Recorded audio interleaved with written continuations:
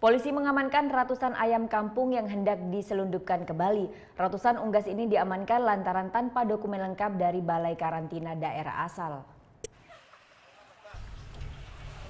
Meroketnya harga daging ayam menjelang bulan suci Ramadan di sejumlah pasar di Bali mulai dimanfaatkan sejumlah pihak yang tidak bertanggung jawab. Ada yang mencoba menyelundupkan ratusan ekor ayam kampung ke sejumlah pasar di Pulau Bali. Selasa dini hari, jajaran Polsek kawasan Gilimanuk, Jembrana, Bali mengamankan 150 ekor unggas jenis ayam kampung siap potong. Ayam yang dibawa oleh Nur Hayati asal Banyuwangi, Jawa Timur ini hendak dikirim ke pengumpul daging ayam di kota Jembrana dan Buleleng.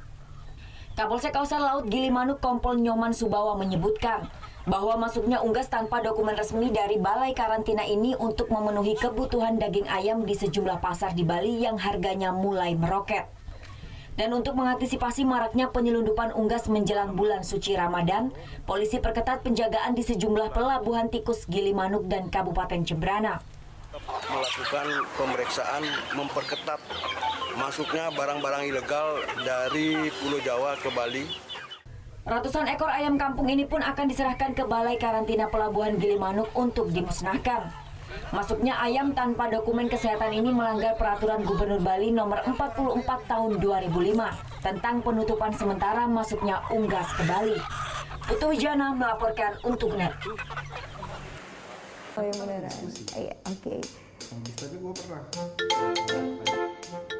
Nah, udah kan untuk beritanya? Jangan lupa di-subscribe, di-like, dan juga di-komen ya akun YouTube dari Net Bali. Terima kasih udah subscribe. Yang belum, jangan sampai lupa. Di sebelah sini nih.